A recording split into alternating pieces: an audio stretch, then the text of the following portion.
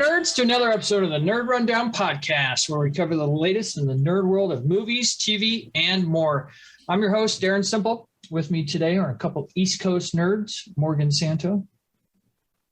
Oh, hey, didn't see you there. How's everybody doing? And our one of our makers, Bill Poor. Welcome back, hey, Bill. Everybody. How's it going? We're good. We're so good. Doing well. Happy to have you back for sure. Missing Eric this week. He's doing stuff, you know. Per the usual, you can find us on social media like Twitter, TikTok, Instagram, and YouTube at the Nerd Rundown.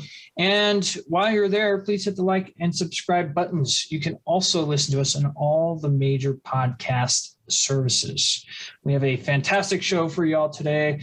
Cover some of the biggest news items from this past week on the Rundown. And then we'll open up the Nerd Box and answer a couple great questions from a couple great co-hosts of the show.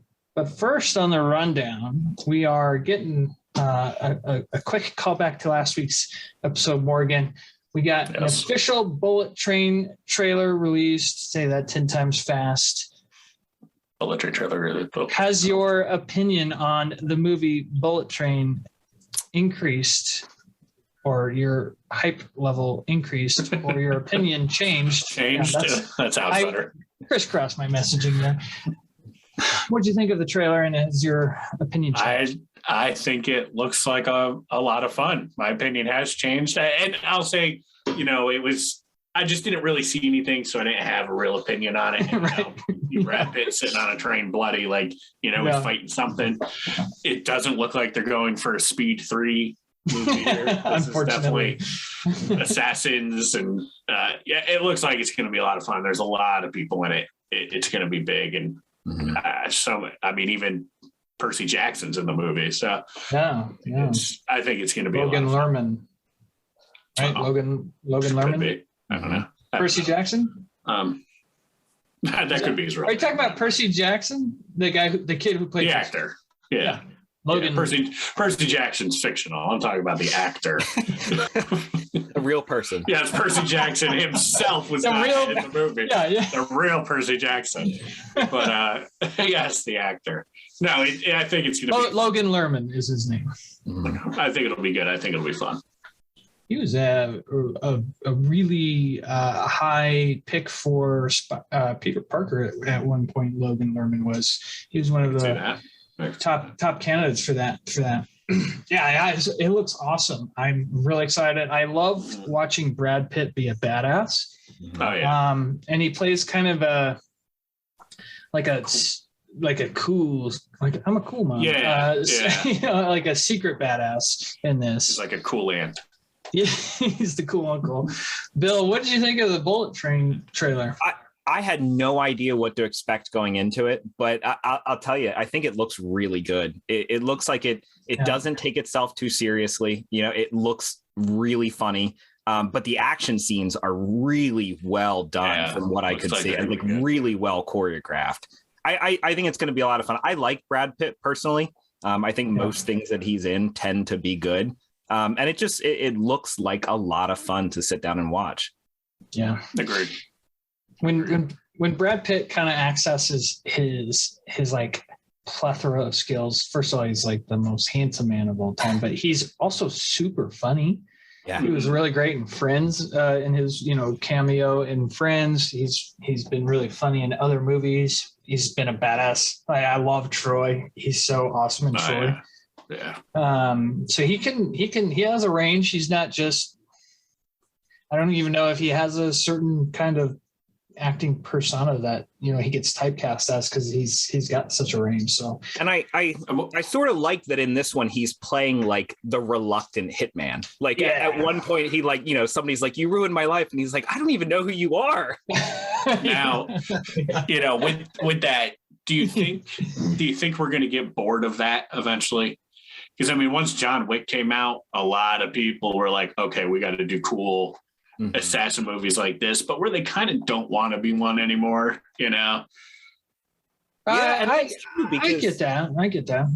Yeah, the other one just came out with Bob Odenkirk, which is sort of the same thing. Yeah, he's like done, but I mean, John Wick, he was done. Like it feels like, well, first of all, Nobody, which was awesome. It felt like The Equalizer combined with John Wick. Really awesome movie. But I don't know, the reluctant hitman. I can watch hitman movies all the time. I'm not sure I can. I feel like everybody wants a good hitman movie, and if it is a reluctant hitman, then it's okay. Surprisingly, we have not gotten a good hitman movie based on the video game. Everybody loves a hitman movie, but we can't even get a good hitman movie. They've tried like 2 or 3 times, and it's not been good. And also, did that trailer show the fact that Aaron Taylor Johnson's going to die?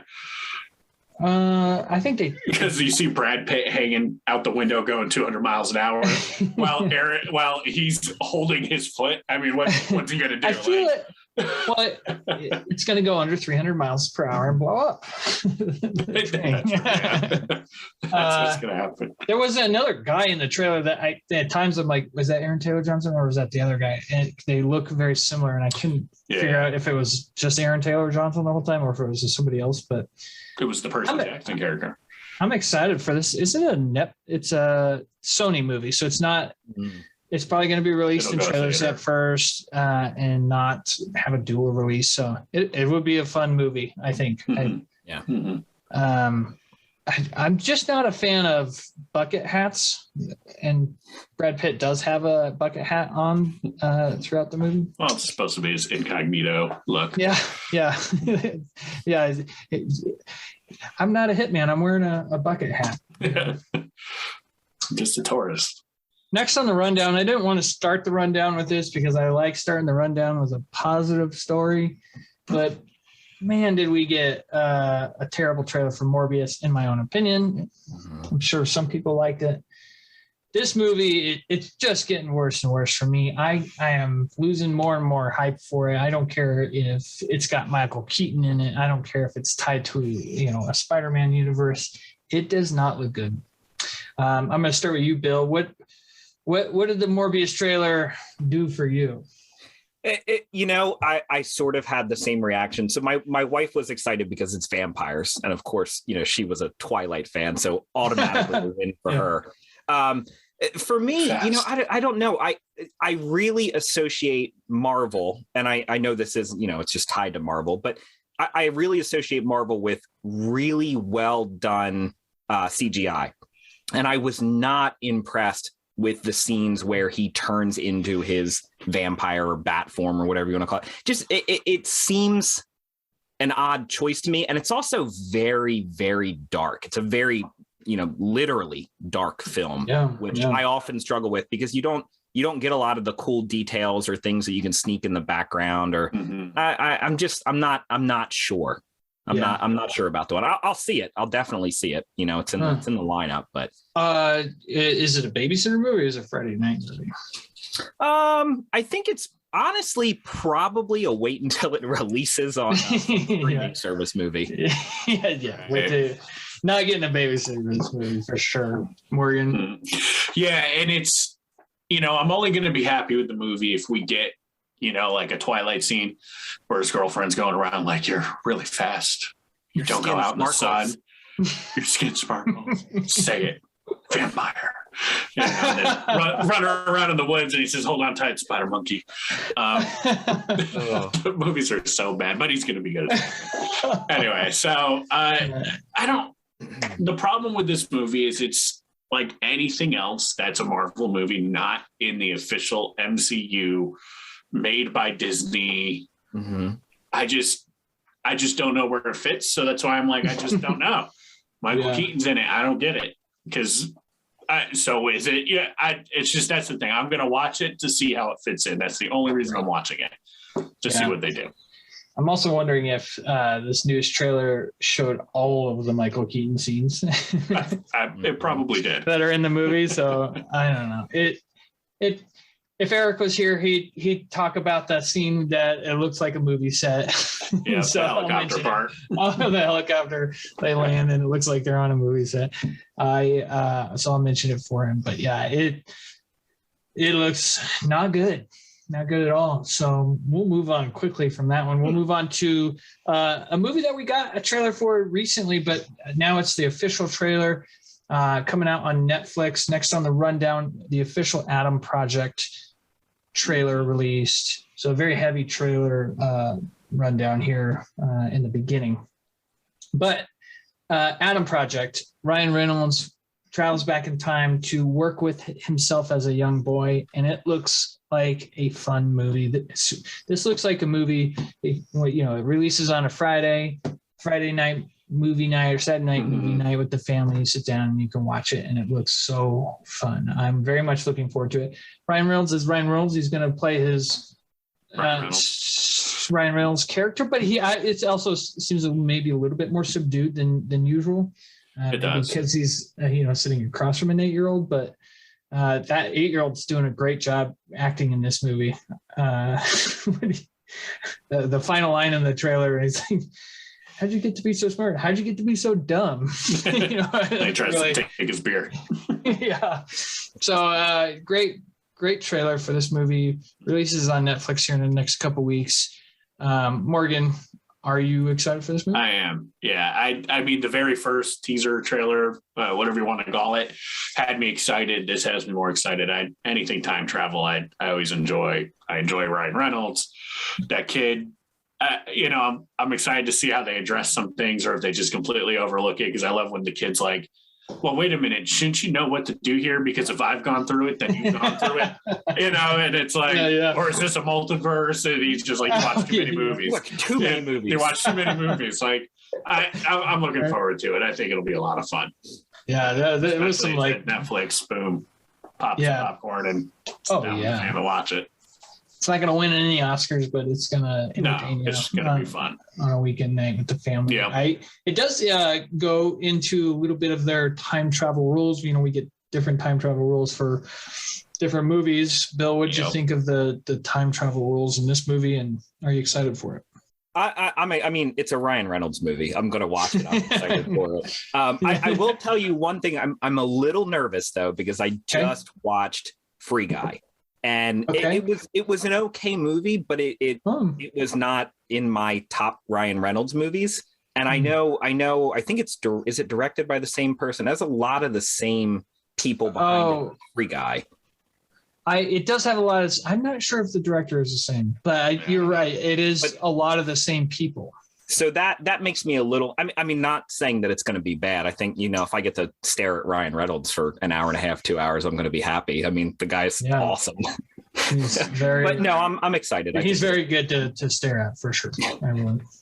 My wife won't complain either. She'll be happy. Yeah. Well, he's not like in a chiseled, he's not like his chiseled Ryan Reynolds. Like he's just like normal guy look for this movie. So, I don't know. You know what? It's funny you say that about Free Guy. I recently watched Free Guy and I was like, well, that was better than I expected. But it's not. I enjoyed it. Like it was a big hit last year. My biggest gripe with it was what I took away from the trailers, which it had this really interesting sort of like spin on the, free choice thing. I thought that was really interesting. For me, that piece didn't pay off as well as I wanted it to. It kind of, it was really interesting at first, and then it got old very quick. And you're like, okay, I see what they're doing. Let's just get on with it. He did direct. So it's the same. It is yep. Yeah, but he also directed a lot of Stranger Things. There's a lot of Stranger Things episodes he directed. So, which I love Stranger Things. Yeah, I mean, and we'll see, because time travel is a whole different animal, and we'll see how he does. Like, you got to do it. They right. mentioned there was a term they mentioned in it when Sandy Newton's character was like, "You." What did she say? She said, "You crossed." Oh yeah, a pair. I forget what she said. Yeah, just when he was like, "Hey, meet me," and then she's like, "Oh, you parallel." I forget what she said. Yeah, it's like Parallel Contact or something like that. Yeah. And then he's like, "You always wanted to meet the younger me." Well, there you go. He said he wanted to meet. Yeah, that's what. Don't we always say that to our wives? I wish I met you sooner. My wife wouldn't be such a wreck for like a short time before I met you. It would have been awesome. Next on that comes out pretty quick here on Netflix. I don't remember the exact date, but looking forward to that releasing. Got another Netflix trailer on the rundown that just released called The Bubble. And this is a Judd Apatow directed Netflix movie. So take that for whatever it means to you. But I threw it on and I was like, what the hell am I watching? Okay. That's funny. And then it got better, like the trailer got better and better. And the premise of it is there's a worldwide pandemic. They don't say COVID or coronavirus or anything like that. But they definitely, got this idea from making a movie in the bubble during a pandemic, and so it's got a lot of those themes in the trailer. Very funny looking movie. I laughed out loud several times. Keegan-Michael Key, David Duchovny, Karen Page. Mm-hmm. Just a banger of a cast. Yeah. Bill, I'll start with you. Right, I started with start with Morgan. Yep. Bill, I'll start with you. The Bubble. What'd you think? So I'm a huge Karen Gillan fan. That's right, Karen Gillan. Yeah, and she's Karen Page is from there. Karen Page is from there now. I rolled with it right there. Karen Page. Sorry, go ahead, Karen Gillan. Sorry. But I was just saying she's always been one of my favorites. I was a big Doctor Who fan, and she was always one of my favorite characters. But David Tennant one. I actually like Matt Smith. She was Matt Smith primary. Yeah. But I was sort of like you. I like that it starts out as this benign sort of what's happening, and then it just goes off the rails by the end. They're like doing cocaine in a bathroom stall. People are hanging unconscious from like a rope. And I think it's going to be. I love that we're sort of getting these people are making light of the clearly pandemic that's been going on in real life.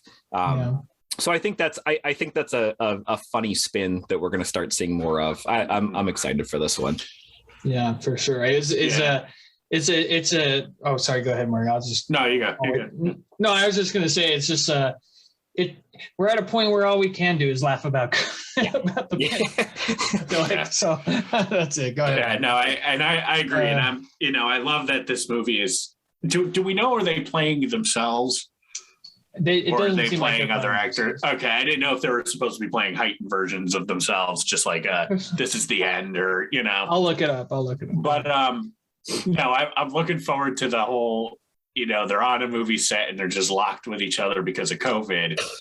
And it looks like it's going to be really good. I love seeing movies where these people are playing like either themselves or other like actors, and they're supposed to be just wild, crazy, and they do a good job in the trailer of mixing like the movie they're filming versus the actual movie, and how like you see like the dinosaurs talking because the guys in the suits, but you see them as dinosaurs, and I think this has good potential. It's got a great cast, and I'll watch anything with any one of the Key and Peele. Yeah. Oh yeah.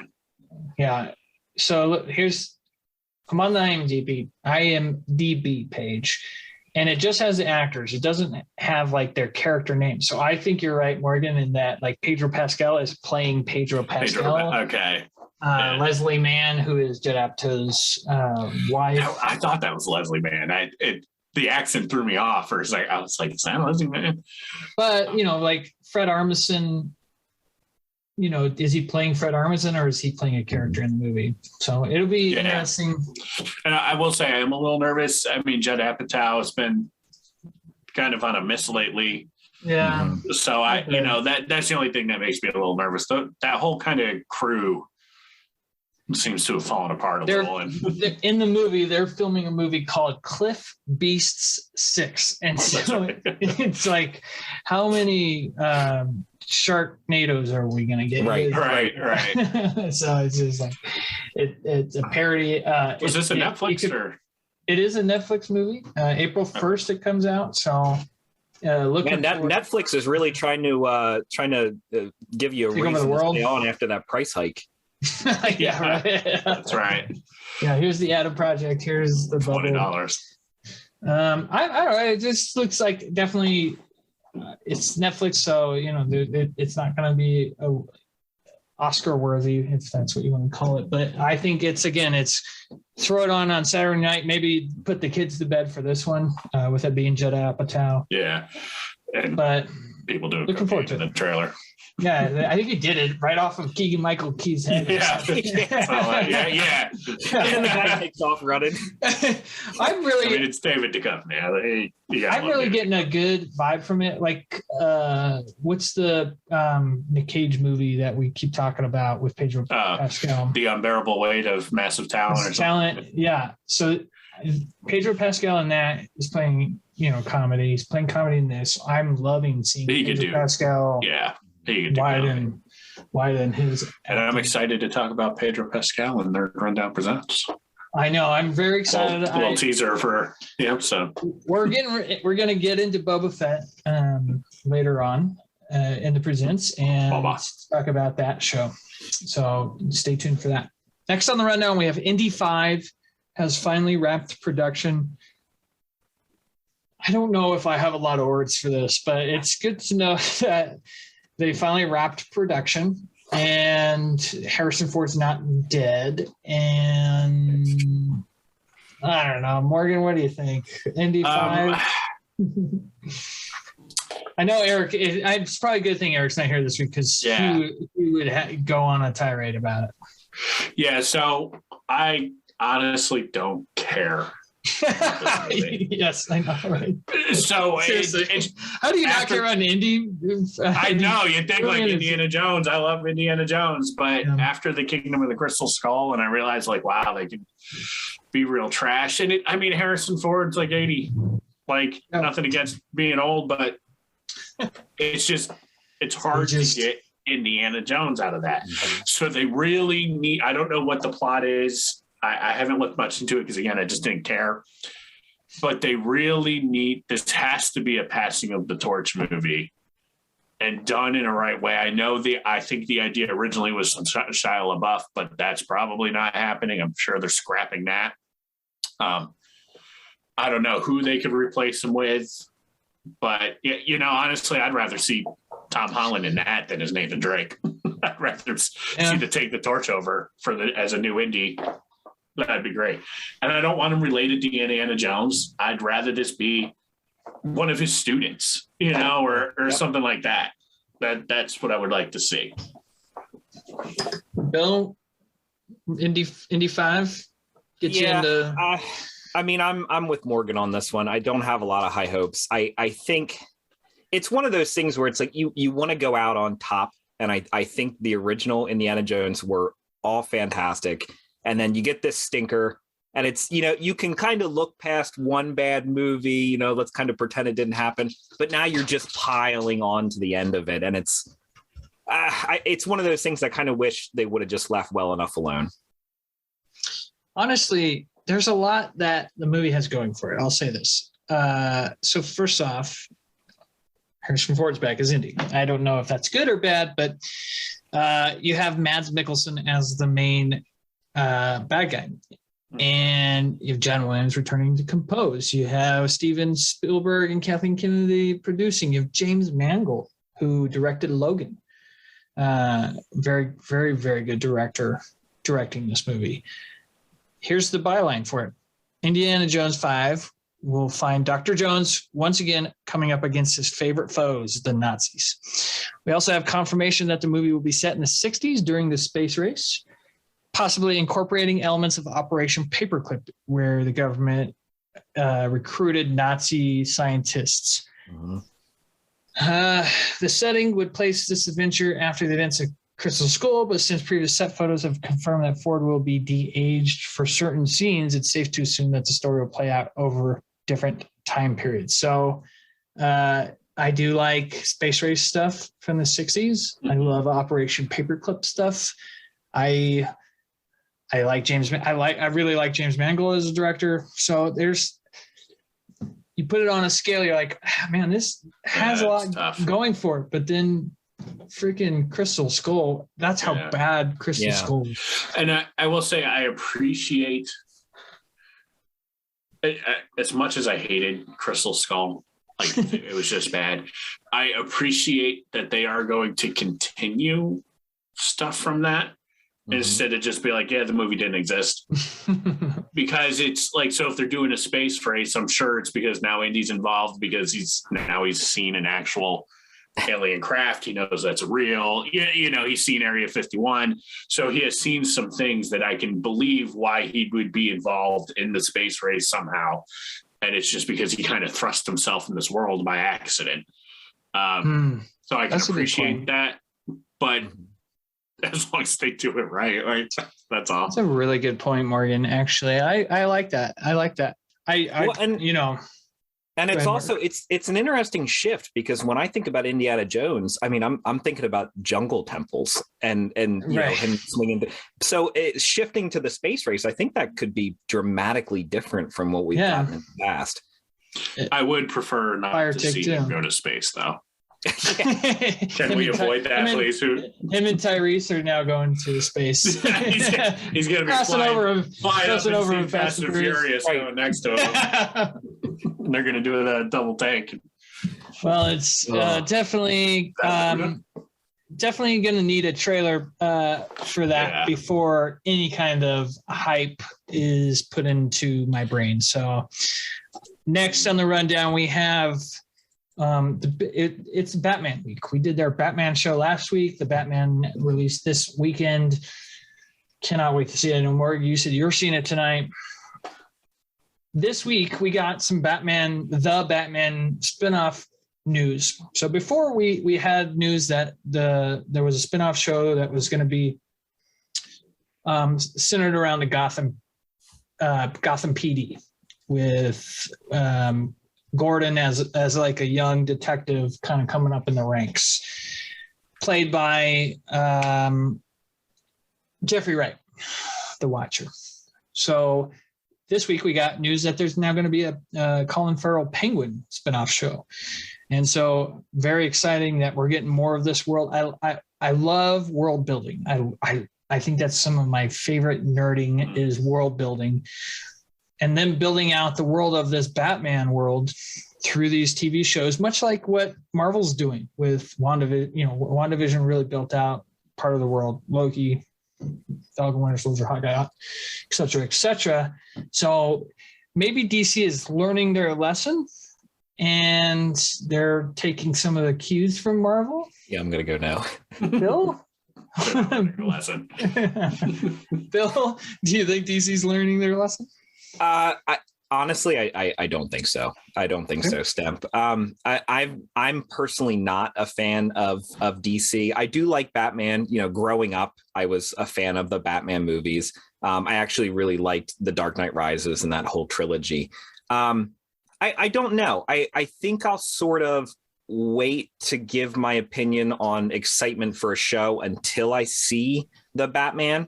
I wasn't on the show, so I wasn't able to talk about it with you guys, but I really like Robert Pattinson. I know a lot of people don't. I think he's had some really good movies. And I'm not sure I can see him as the Batman, but if he pulls it off and that is a good movie, I would love to see more of that world being fleshed out. That's a really good point. That's a good point, because it depends on. Now, I've heard good things about the movie and I've heard some mixed things, but it really depends on when I walk out of that theater. Do I want to see more Right. Do I want to see Colin Farrell more as Penguin? That's a good point.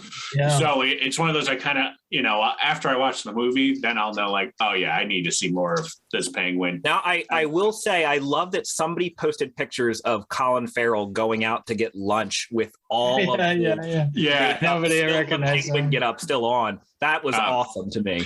And I did see there's some great images out there of Batman Return posters, where they had the Michael Keaton, and there was a Michelle Pfeiffer one, and then a Penguin one. And then they compared it to, now you've got Robert Pattinson, Kravitz, and then Colin Farrell. And it's like they did like the same thing where they each got their own poster doing their thing. Oh, cool. And I've heard the chase scene in this, which I'm assuming is the one involving the Penguin from the trailers, is a phenomenal chase scene. The way they did that. Listen, as long as it's better than the chase scene in Boba Fett, that's all I'm going to say. Save that for later. Save that for later. I don't think it can be as good. Bill's got some anger getting out later. No, I think it has potential. I mean, I watched all of the Gotham show, and it's not like that was a good show. But I messed up. So the Gotham PD show is actually the Penguin show. So that is one show. The second spinoff show is going to be more about Arkham Asylum, which we'll know more about after we see the movie. Okay. And so interesting. I love Arkham Asylum stuff. I love that all these creeps are, all these psychos are in there. It'll be interesting to see how they build it out from there with whom might be in there and how that affects the world of that Batman. But those are some really good when I hear Batman, I think Peacemaker now when the neighbor's like, Batman as arch nemesis, and he goes, well, you know what? Batman's a he goes, I put him down. When I find them, they're dead. He puts them in jail and they just get out again and kill a bunch of people. That was such a good line there. Yeah, well, I think it's also shows well on the movie that they're already 2 spinoff shows off the movie. So they planned a lot based off of Batman v Superman and Wonder Woman, and none of that's turned out well. Very good point. DC is DC Warner Brothers forget. They need to always prove themselves. Just because you're making a movie doesn't necessarily a comic book movie doesn't necessarily mean you should plan a lot around it. The movie has to be good. That is I think they definitely get ahead of themselves sometimes. I think it's sometimes, most times. No. But if they build a world, I'll be happy. I'd like to see, even if it's just a Batman world, I could live with that. That's something.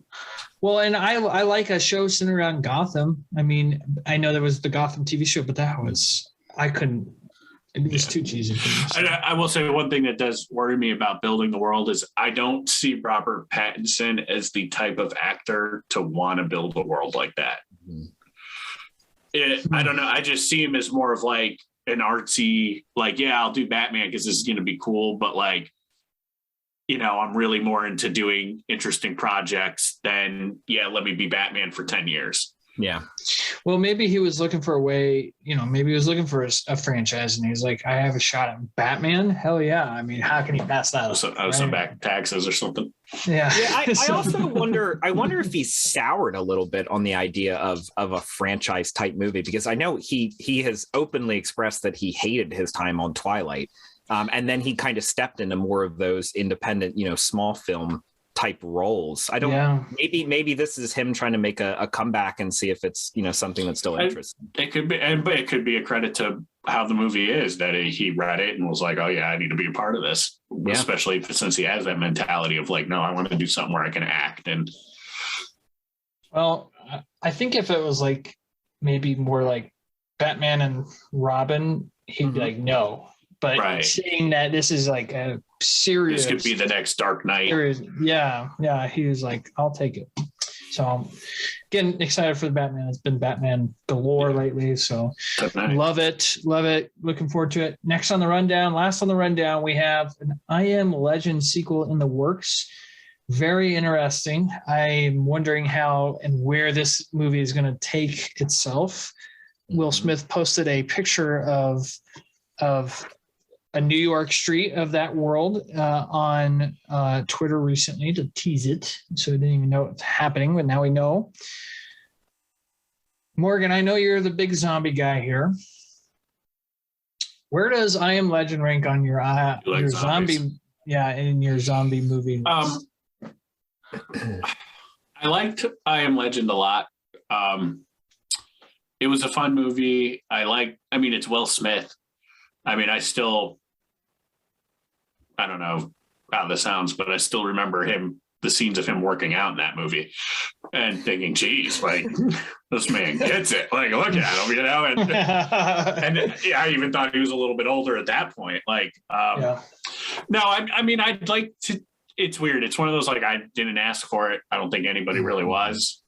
Now, of course, it could see what happened after the first one, because it did end.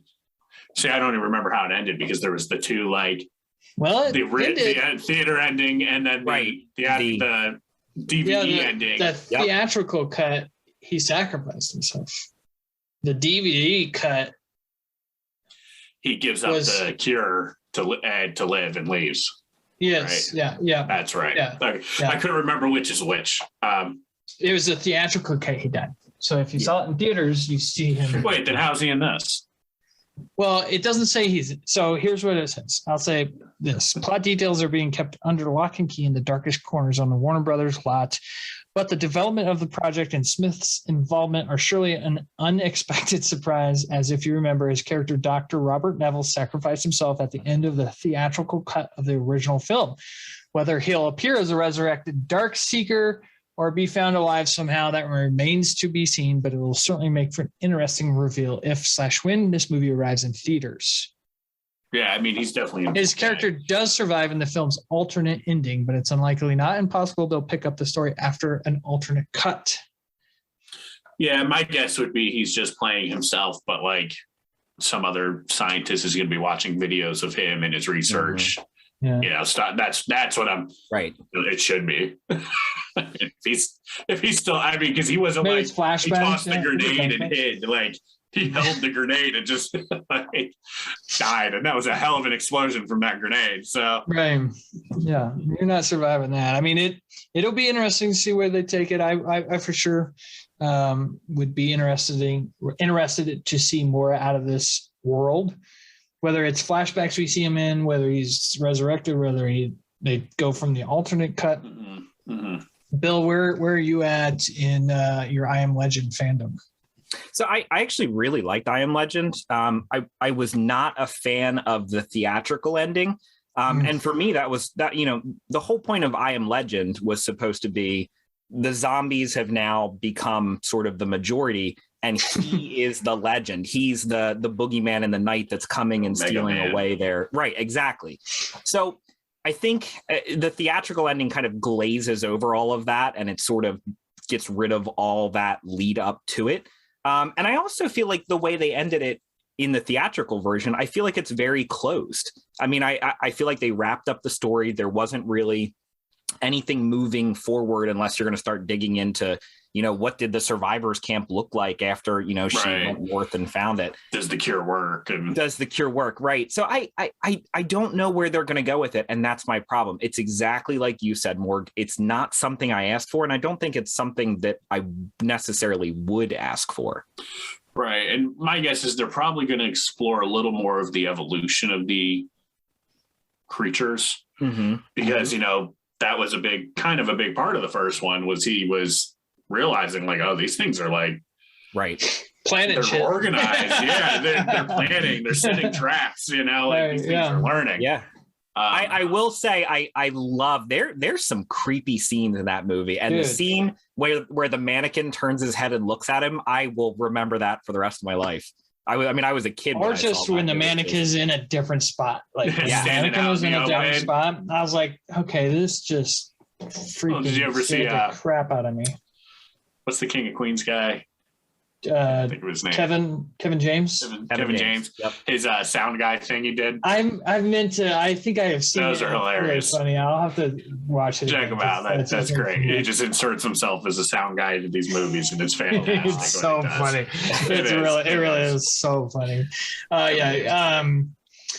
Yeah, the worst part about the movie is when the dog dies. I mean, I'm like, do you have to kill the dog? Come on. I mean, they got to do some sort of. It's such a good movie. Such a good movie. Until also, the little kid in that. Remember when the woman and the boy show up? Yes. Yeah. That little kid is Wyatt in Ozark. Her cousin. What Darlene? Not Darlene. What's Ruth? Ruth's cousin. The kid that looks like the Stranger Things kid. It is. Yeah, I'll have to go back. He plays the little boy in that. Oh, all right. Well, I was watching Shrek. Little anecdote. There you go. Shrek's a big topic in the house right now, actually. So that's it for a rundown. Pretty good rundown. Some good stuff. Yeah. Trailer heavy, but some interesting news in there as well. Let's get to the nerd box. We got a couple of good questions from some of our most favorite people in the world. Starting off with Brett D. King sends in a question that is not only a great question, but it will bring up a topic here later on. He says, what is one way that you are a nerd that you may not put on display until you know the level of nerd that you're talking to? Very much plays into the central theme of the show of what kind of nerd are you?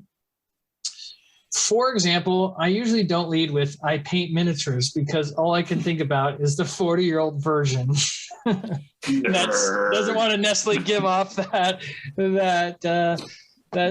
perspective that he's my collection. He's painting all the little miniatures. Yeah. And I can see him there, he's going to have like the big goggles on. The flip magnifiers. Yeah, the classic. So like when you walk in, he looks at you. And it's huge eyes.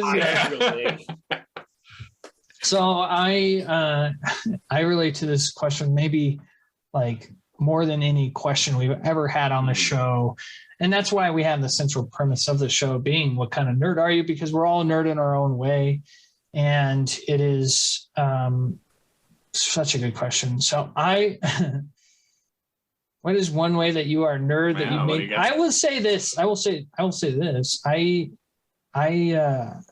I let my nerd flag fly pretty early on nowadays. Like I'm to the point I'm old enough. I just don't give a shit. Don't care, yeah. I'm letting it. It's not like I'm trying to pick up chicks. I've got the best woman in the world in Banana. So I let it fly nowadays. But back in the day, I definitely needed to warm up. In fact, when I was interviewing for my my current job back in September, I purposefully didn't make this my background. I interviewed upstairs. This is like, are they going to think I'm a little kid doing for this adult job? So I do need a little bit of warm up time before they really see what's going on up here. But I will say it's getting earlier and earlier. I'll start with you, Bill, on this one. Where are you at on your answer for what is one way that you are a nerd that you may not put on display until you know the level of nerd that you're talking to? So for me, and it's sort of something that you mentioned, it's actually Legos. Because I think when you tell most adults that you build Lego, I think they're like, you play like with Lego, like you build little bricks. Like, are you 5 years old? Yeah, like that's cute. Wait, you spent $300 on a Lego? Right, yeah. Right. They're like, are you insane? And actually, if you look at my office, I mean, I've got Marvel stuff, I've got Harry Potter stuff.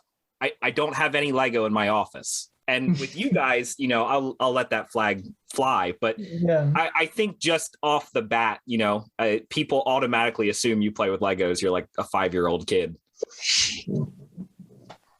Which I want this podcast to change that perspective. That's what that is. Oh, it is. To me, building Lego is like the simplest form of being a maker. Like you're creating something with your hands. I love it.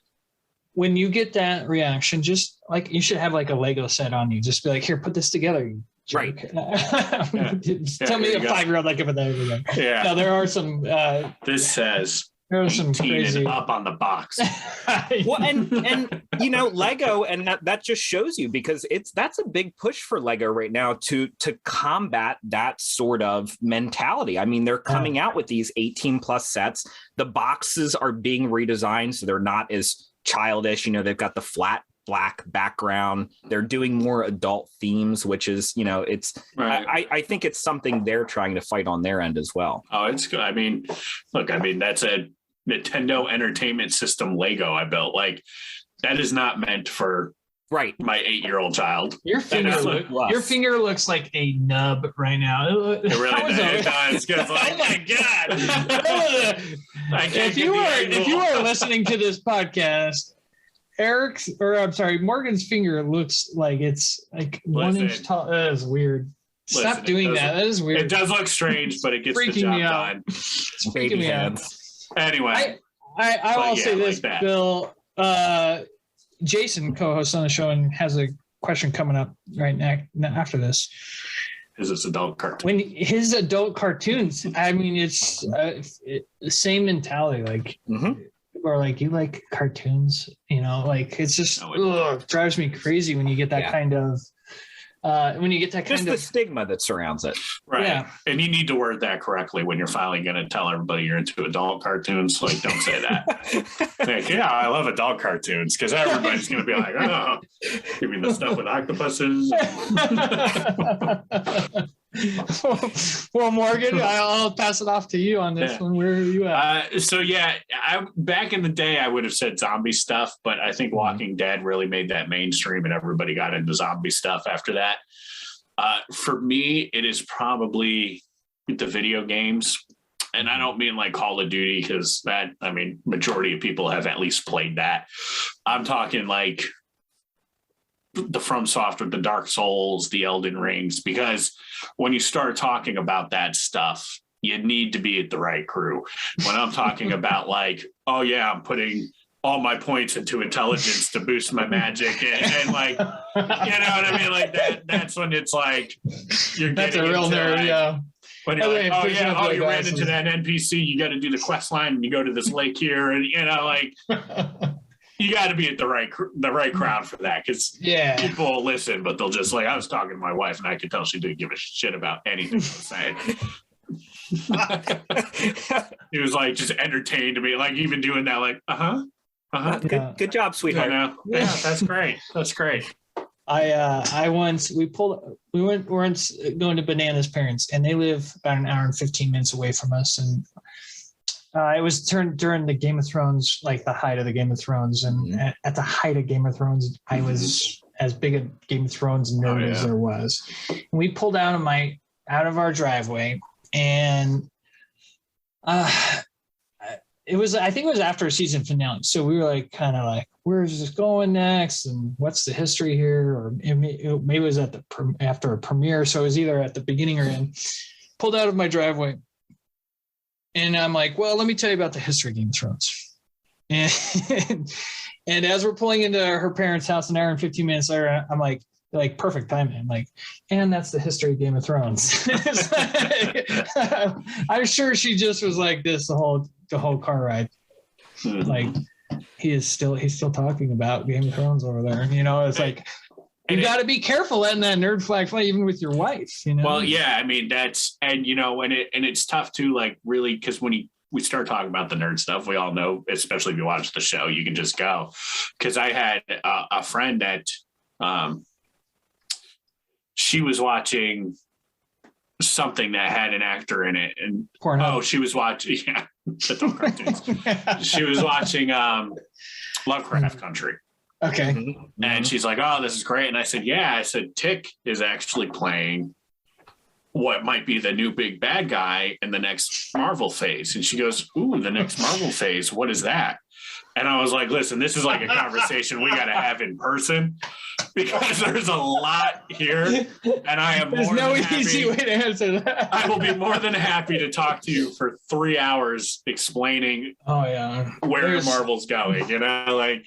Oh man, There's so many moments like that where you're like talking to people and you're like, maybe you make a movie quote and you're like, did they catch that movie? Right. Or, like, now, do you guys feel like the stigma in general around like nerddom is beginning to change? I mean, we've got shows that are based around Dungeons and Dragons. If you don't watch I don't know anybody that doesn't watch Marvel. My parents who are not superhero fans watch WandaVision and absolutely. So it's like it's becoming cool to be a nerd again. Absolutely. The people who were nerds growing up in the 70s and 80s, they're kind of running the world now and they're making the nerd stuff. And, absolutely that stigma is changing. And again, I started this podcast because I wanted to help change that stigma. Mm-hmm. I know we're all nerd in our own way. Even if you're not like into superheroes, you can be a nerd about the Bachelor TV show. There's nerds about that, so I used to be. I've had my moments. Once they fired Chris Harrison, I stopped. You can't fire Chris Harrison. Can't fire Chris Harrison. He's the show. Yeah, can't get rid of Chris Harrison. So I'm going to put a pin in this because we'll come back to it after we answer Jason's question, which both questions have their own setup for something in the future. So I'm going to go to Jason's question. His question is, what's the greatest piece of Star Wars content since the original trilogy and why? Bill, I'm going to start with you because I feel like I know what Morgan's is and I don't want to hear it. So I'm going to start. No, I'm joking, Morgan. But I feel like I know what it is. I want to know what you think it is. I want to know what Bill is thinking here because I don't really know where he's going to go with this. So is this since the original trilogy? This includes prequels, sequels, TV shows, Christmas special, whatever you want. So this was interesting for me. I had a hard time, and I'll tell you why. I initially leaned towards the prequel trilogy because that was what I grew up with as a kid. That was my introduction to Star Wars. I really enjoyed it, even though it catches a lot of flack. But then I think that thinking shifted, and I actually changed to The Mandalorian. And here's the reason why. The Mandalorian, not the most recent trilogy, The Mandalorian is what really got me back into Star Wars. Yes. When The Mandalorian came out, I went back and rewatched all the Star Wars movies. I started buying Star Wars Legos. I mean, it just reignited that passion that I had as a kid watching the prequel trilogy. Yeah. That's a fire ass take, Bill, because I'll say this. I definitely lean towards prequels. That was my high school life and Army life. And it was such a big piece of my Star Wars history. But man, is The Mandalorian just so damn good that it like reignited people's love for Star Wars, because the sequel trilogy with Rey sucked, and it was it almost ruined Star Wars until this stuff came along, and I was like, okay, I'm totally back into Star Wars. Star Wars has this magic to it that nothing's been as good as the original trilogy, but you still clamor for Star Wars. You still drool for Star Wars. It has, like, I am a total MCU nerd, like maybe as big as it gets. But Star Wars sometimes takes over that number one spot for me because it's been such a huge part of my life. So I really resonate with what you said. I will say this: when I came out of Rise of the Skywalker, you come out of a movie, you're like, man, that was a lot better than I thought. But then you have time to process it and think about it. Yeah, that shit sucks. So Morgan, what's your answer? I think the sequels get a lot of hate. That's somewhat undeserved. I did see a great thing though, because she heals that worm, somehow. And I saw this thing of like the Force ghosts, and Hayden Christensen's like, Master, why didn't you teach me that? And they're like, well, I didn't know it exists. Plus, it doesn't seem important. He goes, well, you remember why I turned to the dark side? So I can learn power to save Padme. Like, how did we not know this, Mom? Like, it was in the ancient text. It's like, shouldn't that have been like Jedi 101? Read the ancient text, right? Nobody wants. She seems pretty powerful for just reading. I feel like books. Healing is like a very important power to have. Like, like you really should know it. But no, for me, Mandalorian is like my now like favorite Star Wars thing, but I think for me, my answer is Rogue One. Yeah, that was my honorable mention. Yeah, that got me back into really liking Star Wars a lot, like because that was just it was a good movie. It felt like a real Star Wars movie, and I really enjoyed it. It's the fourth best Star Wars movie. But the question is, would it be as good of a movie if they didn't do the Darth Vader scene? I was gonna say, how awesome was it to get just a scene of Vader being an absolute badass? It's amazing, and it is more of a bonus for me. Like I think the movie works so well, is so good without it. Like if that Vader scene isn't in it, that's still the fourth best Star Wars movie for me. And I think one of the best things about that movie too is, this isn't a spoiler because we don't know this. This is on you. I forgot when watching this that everyone's just gonna die. Yeah, because like we knew like nobody made it. Like, dude, I remember watching it. You're like, oh, what's gonna happen? Even the first time watching it, I'm like, how are they gonna close this out? And then you start realizing towards the end, you're like, oh shit, these people are gonna die. Yeah, right, they're just and that's the smart thing to do because none of them are in the, so. Yeah, I mean, honestly, that's the best thing to do. Kill them all. And that's impressive that they can build that attachment to these characters that fast that you forget what's going to happen to them, and then it's just as emotionally devastating at the end. Totally. I mean, that's great. Totally. There's a couple of Star Wars projects I'm really excited for coming up. There's a Taika Waititi Star Wars movie, and there's a Kevin Feige backed produced Star Wars movie that's being written by Michael Waldron, who wrote Doctor Strange 2 in the Loki series. So I'm like really interested to see what those two Star Wars projects are. Yeah. We're not thank God we're not getting the D&D, the Game of Thrones D&D guys Star Wars trilogy. Thank God.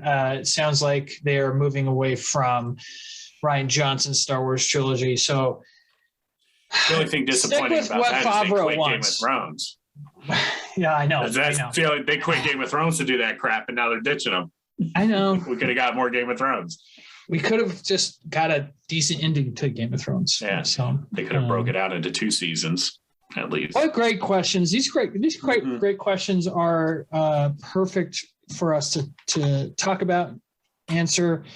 First of all, Brett's question sets up our new show coming up. So we're getting a third show.